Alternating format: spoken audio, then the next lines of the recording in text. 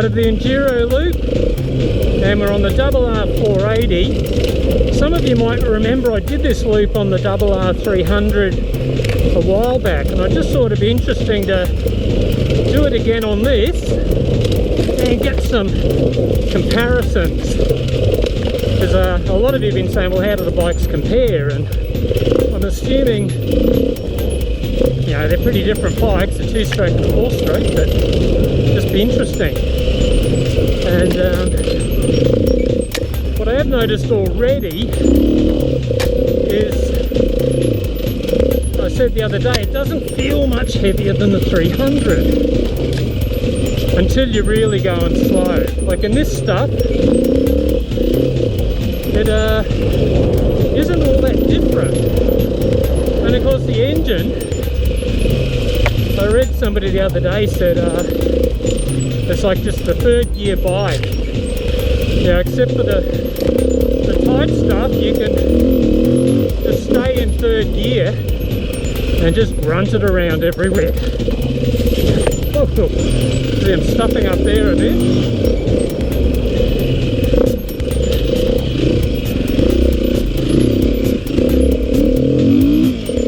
And this is the thing, on these climbs, oh, the traction's so much easier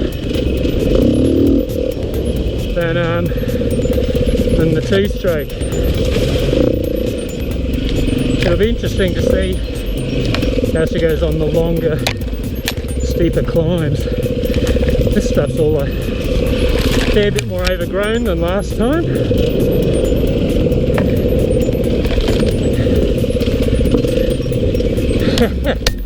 Definitely more overgrown. So this loop will probably take a bit longer. Lots of rocks around here. Hard to see them. Oh, it's nice. Gear selection, just a lot less important when you got so much low-down torque. But there are things like these downhills, I just get a little bit more hesitant. My branch is new. Just she is an extra, I think 6 or 8 kilos over the 300, and there are just certain situations you can start to feel it. Damn, where's the track?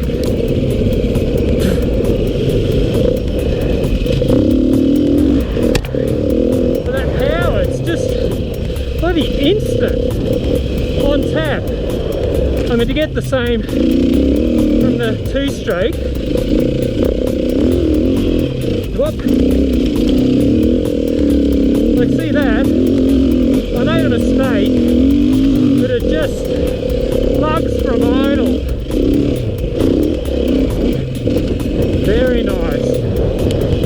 But conversely, they do stall easier once you're at those really low revs. And that's why the next few months I'm going to have to work hard at developing my clutch control on this. And I've noticed already in the tight stuff, she does stall more than the 2-stroke.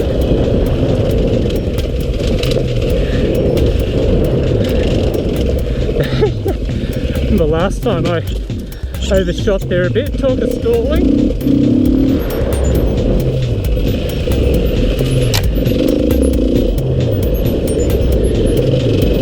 One thing I like too is she doesn't break traction easily, but you just give her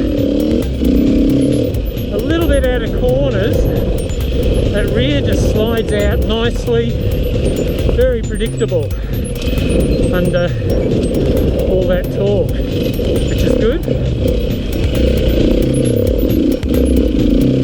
Run her up.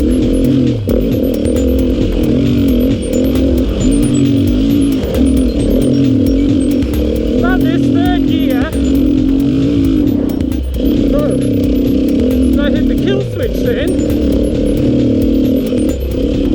suddenly died.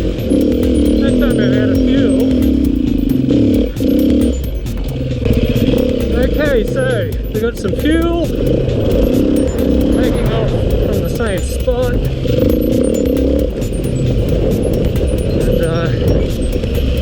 so a comparison between this and the Double R. What else? I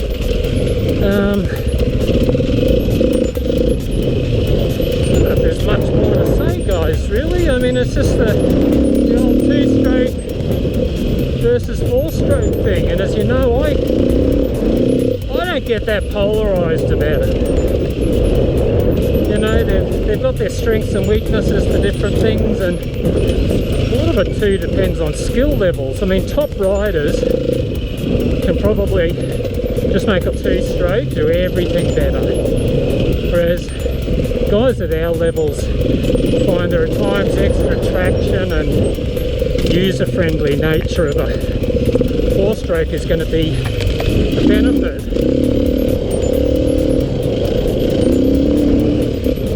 So it's definitely a case of try before you buy any. Overshooting the corners. I don't know if that's just a little bit of extra weight with these, or I'm just not used to the bike yet. I'm still adapting, really.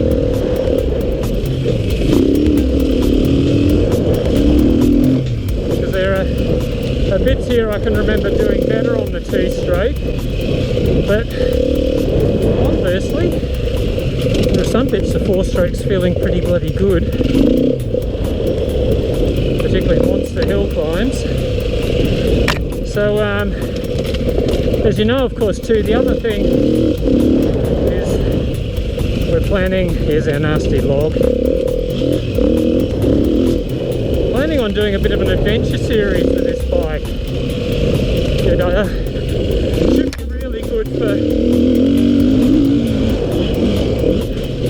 turning into an ultra, oh, he stalls it, ultra lightweight dirt bike.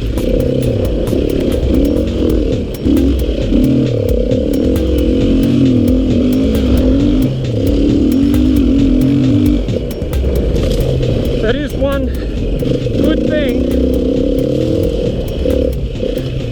with this bike. It's going to teach me to be way better on the clutch at those low revs. I listened back to this and it looks and sounds slow compared to the same loop on the Double R300, but with surprising results at the end. I'm not going to do the log because I've only got a plastic bash blade. The 480 doesn't even sound as though it's trying, and yet the old arms were sore the next day just from holding on under acceleration.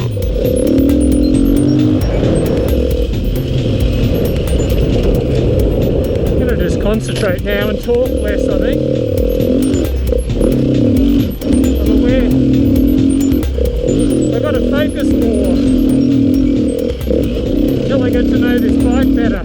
I did find myself sitting a bit more on the 480. I'm not sure if that was just because I'm still getting used to the bike, or subconsciously trying to get the centre of gravity lower, just to counter the extra weight over the Double R300. Very interesting little climb.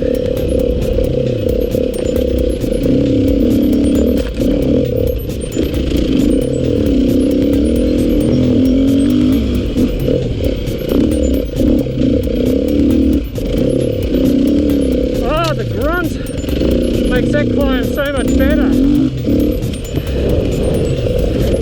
Not saying I did it tidily.